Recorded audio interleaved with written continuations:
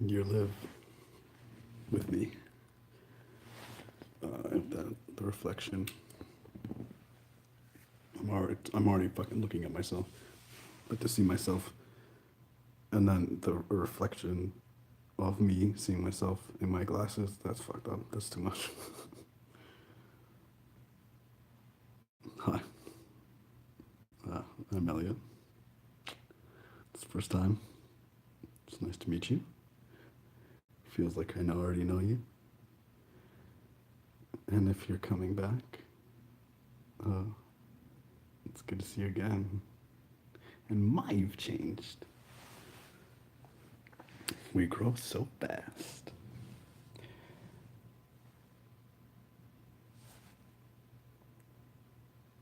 So let's play a game.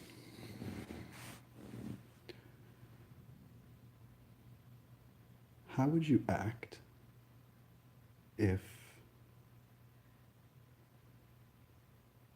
you knew someone was watching your every move?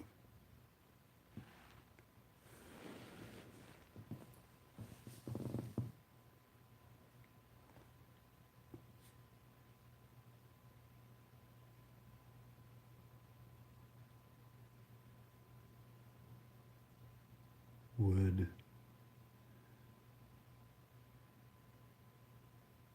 you act differently?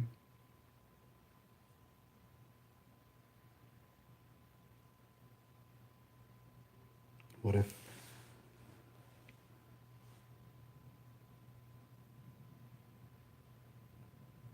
you knew someone was always watching or seeing you, watching, whatever? You can navigate your own fantasy about it. But what if you knew someone was always seeing you with no judgment?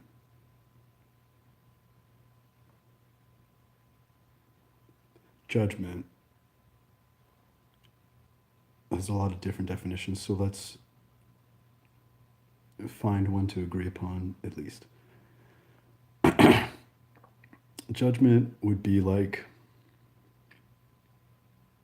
okay,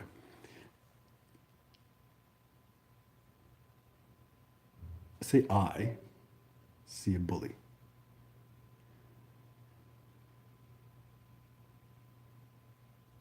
And in a way, me calling him a bully, her a bully, calling the person a bully, seemed like even that first slip of a him, that was a judgment.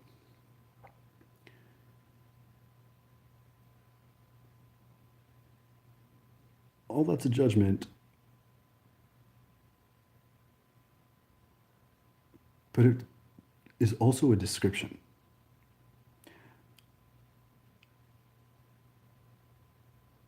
If somebody, if the person wasn't bullying anybody, was just acting sensibly, but a friend of mine that I trust told me that that person was a bully,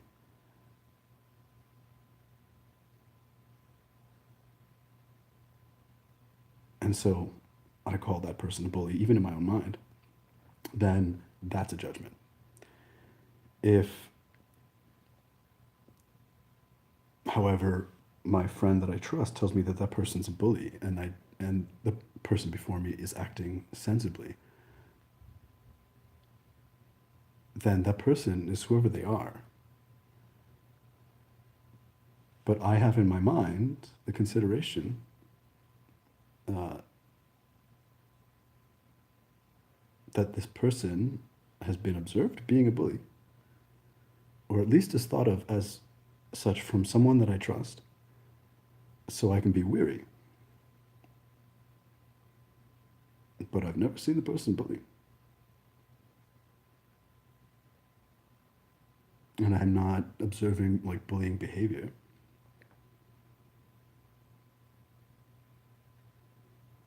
So if I were to judge them as a bully,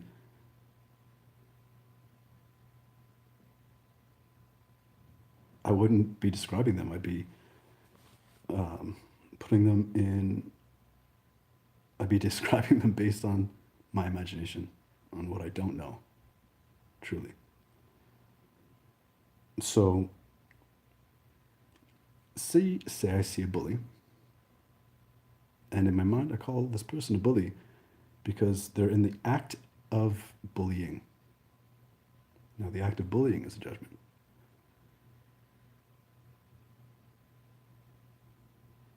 Okay, I guess it's kind of useful to consider that.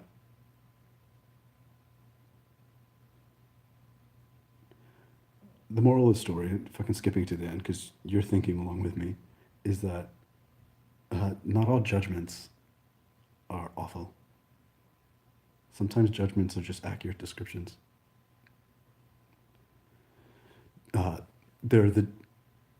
I would say that uh, the difference between a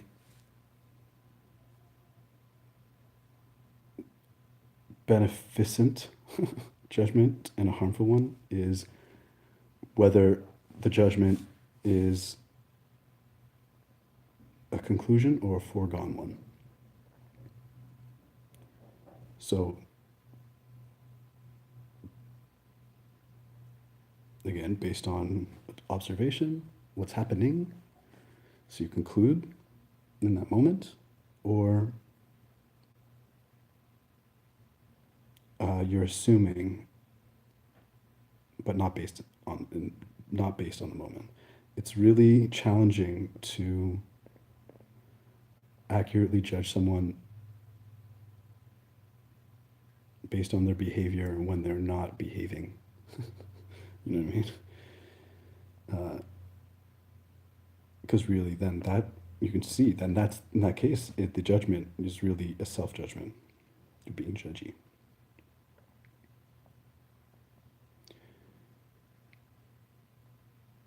Also, I would add that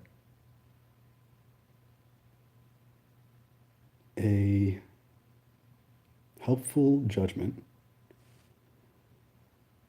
could always include or preclude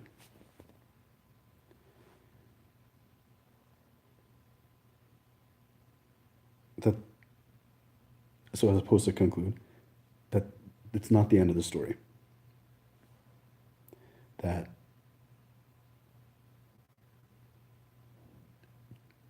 this person I'm observing bullying might not always bully.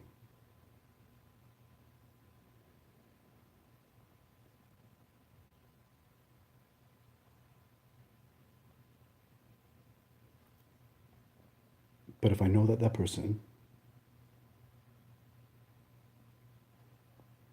and I just trust the information, either because of my own experience or whatever, because of my own experience, uh, consistently behaves in the attitude that I judge as bullying, then my judgment of that person is they're a bully.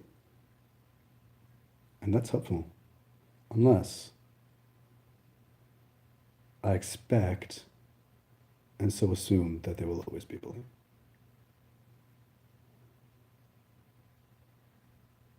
That is never helpful.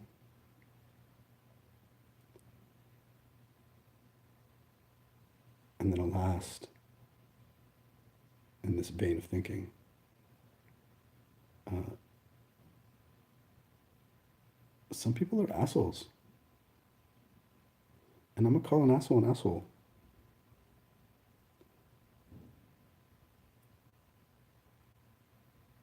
Some people are shitty. And that's my judgment of them.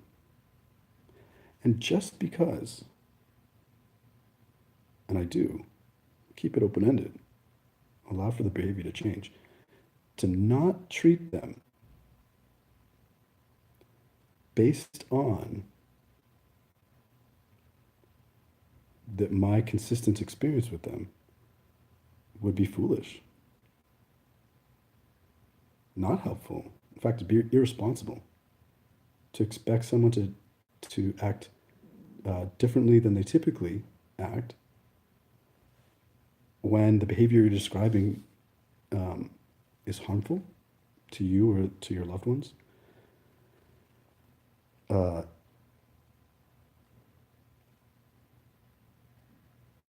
is how good people get abused. So I see this bully,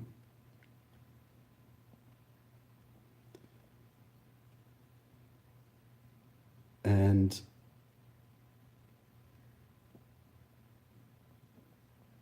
they don't see me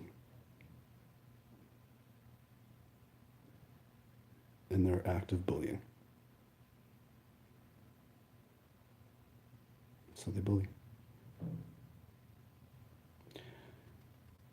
Another scenario,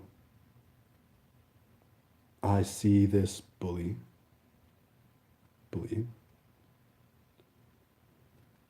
and they don't know me. So they keep bullying. They, or they stop because they don't know me. They, last scenario, I see this bully and they do know me and they stop. Or they do know me and they don't stop. It's from this kind of perspective that I want you to consider if you're playing the game with me. What would you do in like every moment of your life if you knew someone was seeing you, and without the harmful judgments, right? So they're not making assumptions of you. They're not putting you in. Um, they're not stereotyping or anything like that. However, they are like getting to know you,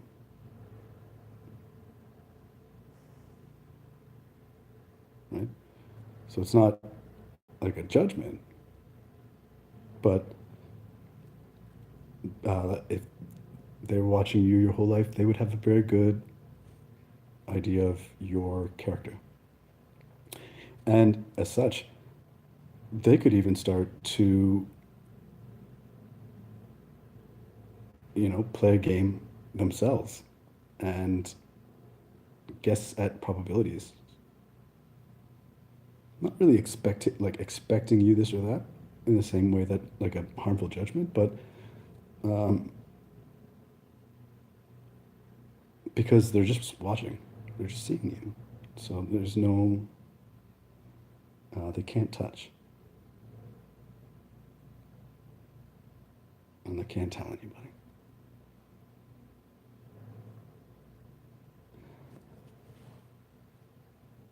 So I see you right now, but I don't see you. So pretend I don't see you. And in the privacy of your experience, the next section of the game is because there's an inclination to be like, I wouldn't change. That's the easy answer. Of course you would.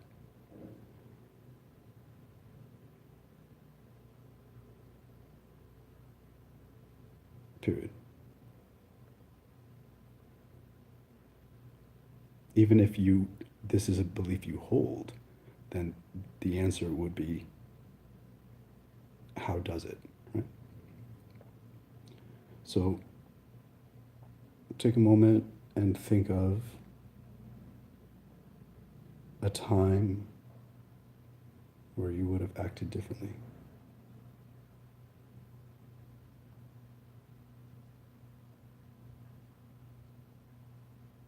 If you knew someone was watching.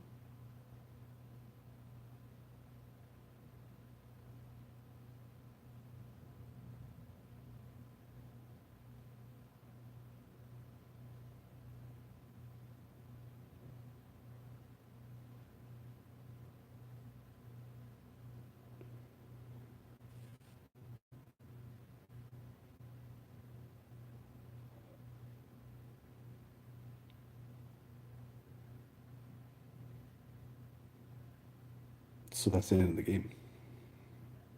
almost. I guess there's a kind of what you get if you play, a prize.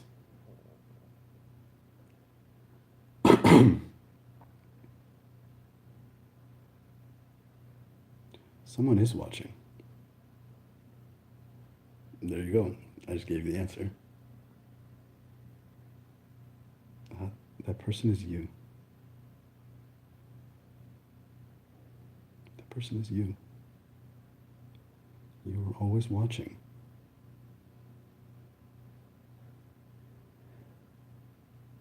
And with practice, I believe actually that the world could be in such a state where, and maybe that's where it was, and anyways, I believe in a world where we don't have to practice not judging. Um, but we judge because we're encouraged to judge, because we're judged by faceless, nameless entities. Get esoteric or just call them companies, governments,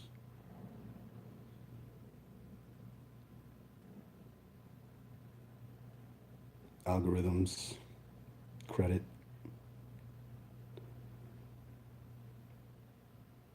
magazines.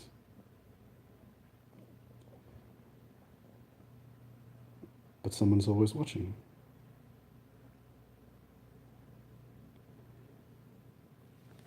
And that that one that is watching is, even when they're not judging harmfully, they're building a character.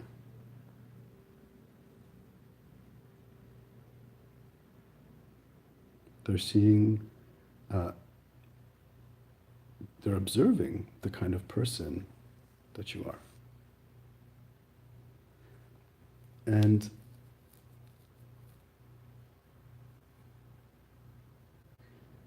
they can start to expect how you'll act. Actually expect, unconsciously, assume. And at best, they will reckon their probabilities. But by the end of your days, based upon you and your actions,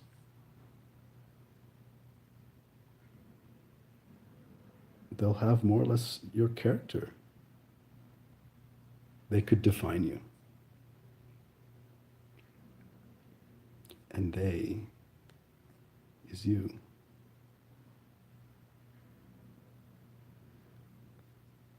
And I can imagine,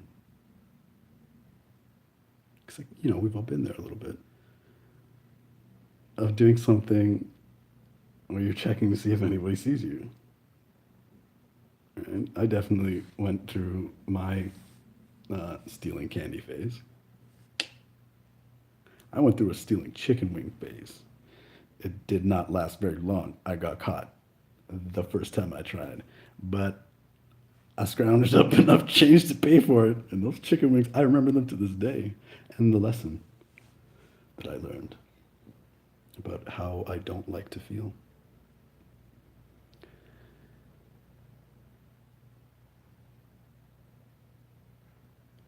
And if you're still with me, then I'll leave you, there's two more prizes. One, we're inclined to consider what we would or wouldn't do if someone was watching, so we don't get in trouble. All right? Because where do we learn that? Definitely in school, if not at home. And then everywhere else. Society, laws, don't do this, don't do that. You'll get fined, you'll break the law, whatever. Jaywalking.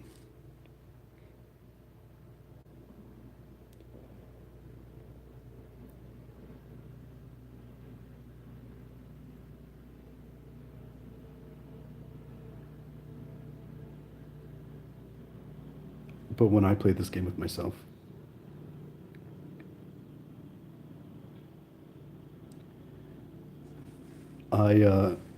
to a fault, all my life, really, I'm, I've had a perspective of watching myself.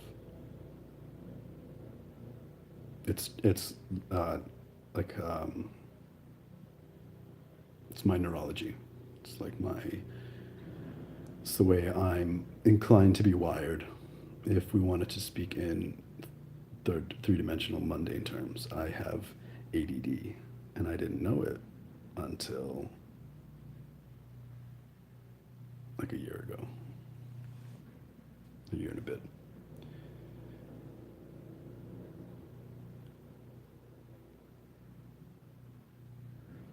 And I'm not using that as a judgment, but in my experience, nobody knows what that is. So, as it relates to what we're talking about, um, my brain is hyperactive. I notice a lot of things. And when you notice a lot of things, and you don't know that you're noticing a lot of things, one of those things becomes yourself.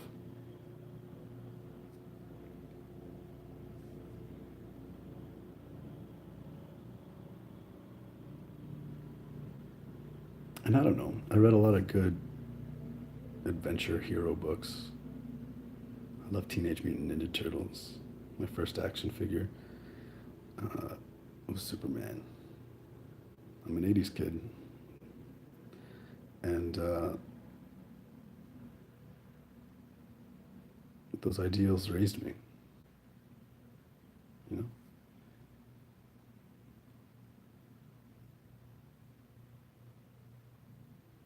But everyone changes. When you know it, as opposed to think it. And when I considered this, and I considered that it wasn't me, or just me, or just the little me that I thought I was, but also the higher expression of me, the deeper expression of me, my mind, my higher mind, higher self, my soul. And then all the way up that spiritual tree to like an all-father and an all-mother. And playing this game of non-judgmental observer.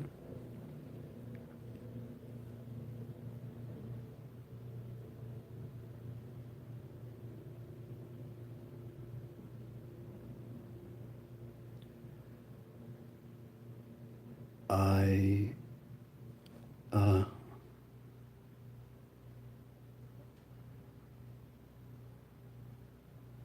I don't know. I think part of me was like I maybe feel a little safer.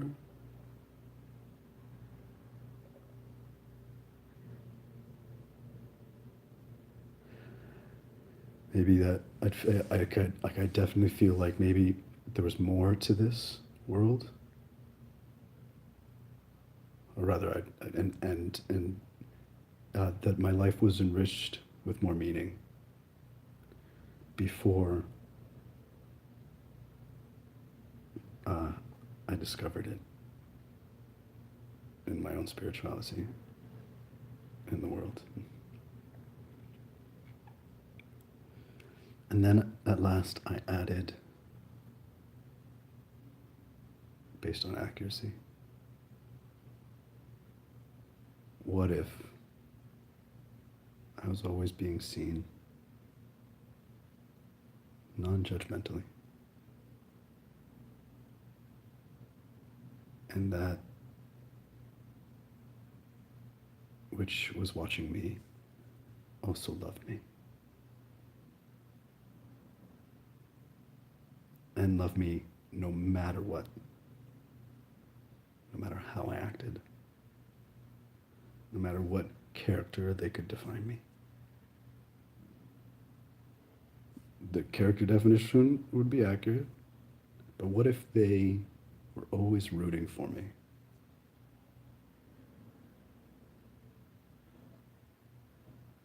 And what if my pleasure,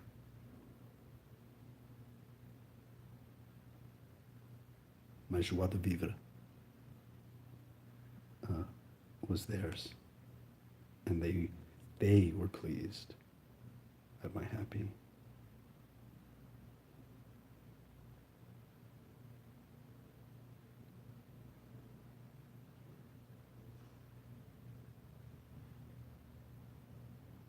And they wanted that for me.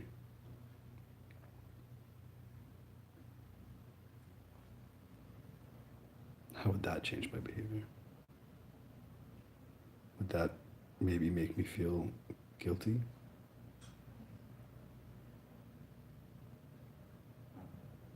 Maybe once upon a time. But I'll tell you, the truth is, it would make me braver.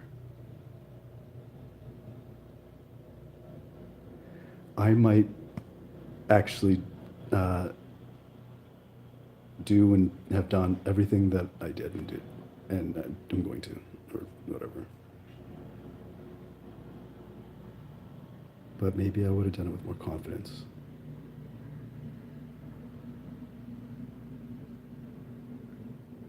And I believe that just that could have changed outcomes. But what if no outcomes changed or anything like that? Feeling braver, feeling more confident, feeling less alone, less lonely.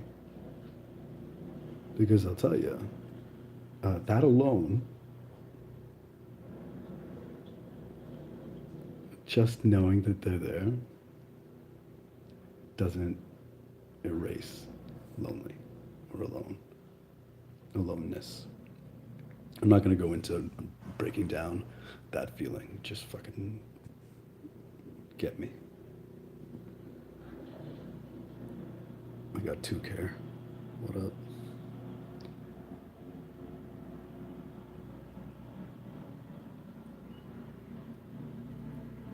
I want to say I'd sing and dance more, but I sing and dance like on my own all the time, all the time. But maybe I'd like maybe even put more into it, you know, because it's not just me enjoying, and I'm like, I'll go balls to the wall for just me enjoying. But that's what's really great about connections and relationships and love is no matter what, how much you push yourself to your max, no matter that reality, no matter the great feat of it all, when you feel love and connection in some area where you didn't, or it didn't yet, or anything like that, it always takes you to another level. It always heightens your max. It emboldens, it brightens.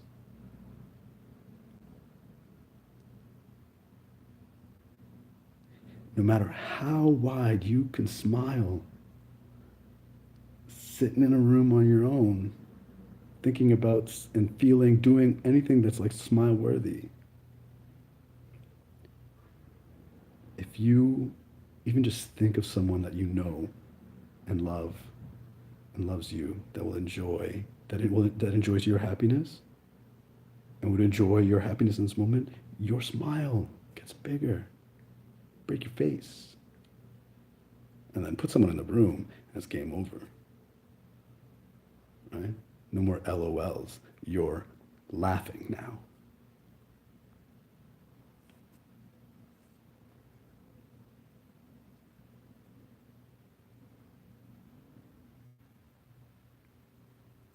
Someone's watching. Someone sees you. That person's the best. That person is all of the yous. And it's me too. Because high enough up on the spiritual tree, we're brothers, sisters, lovers, coming from the same one who managed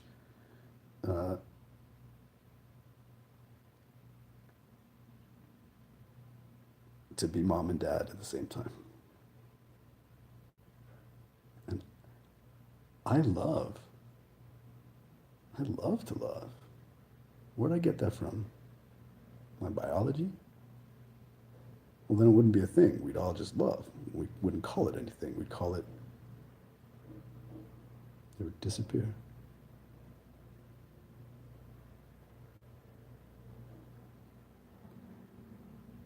But love especially, and loving, like I can't even imagine it disappearing.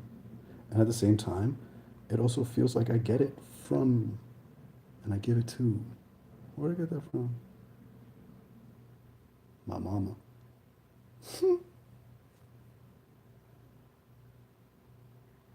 I don't know, just probably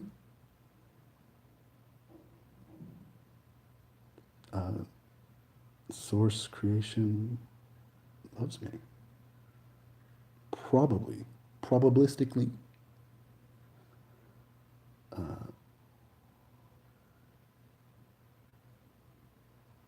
What created you loves you deeply.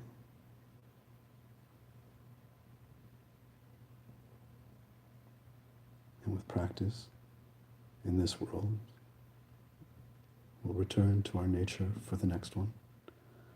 And we won't have to practice because we'll remember